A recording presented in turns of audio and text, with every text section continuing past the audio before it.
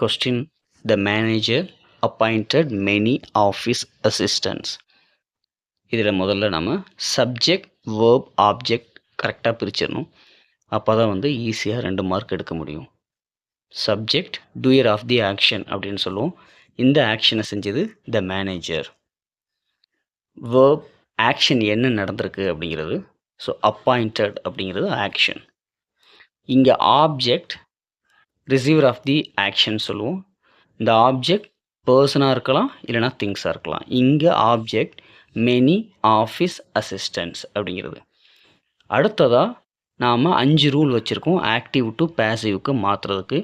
அந்த ரூல் படி முதல்ல என்ன செய்யணும்னா, கேள்வியில் இருக்கக்கூடிய ஆப்ஜெக்ட் ஆன்சரில் வரும்போது சப்ஜெக்டாக மாறணும். ஸோ ஆப்ஜெக்ட் என்னவாக மாறணும்னா சப்ஜெக்டாக போகணும். ரெண்டாவது, இந்த மெனி ஆஃபீஸ் அசிஸ்டன்ஸுங்கிறது சிங்குலரா ப்ளூரலா அப்படின்னு பார்க்கணும். இங்கே அசிஸ்டன்ஸ் அப்படின்னு கொடுத்துருக்கனால அது ப்ளூரல் ஃபார்மில் வருது. நெக்ஸ்ட், வேர்ப் என்ன டென்ஸில் இருக்குது அப்படின்னு பார்க்கணும். அப்பாயிண்டட் அப்படிங்கிறது பாஸ்ட் டென்ஸ்.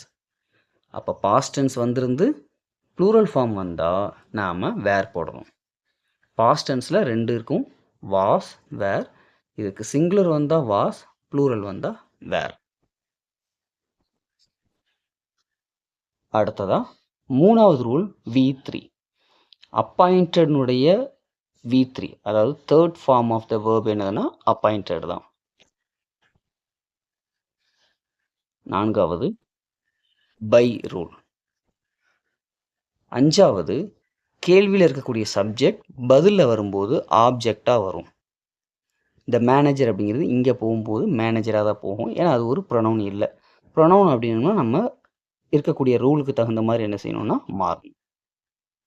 ஸோ ஆன்சர் என்ன வரணும்னா many office assistants were appointed by the manager.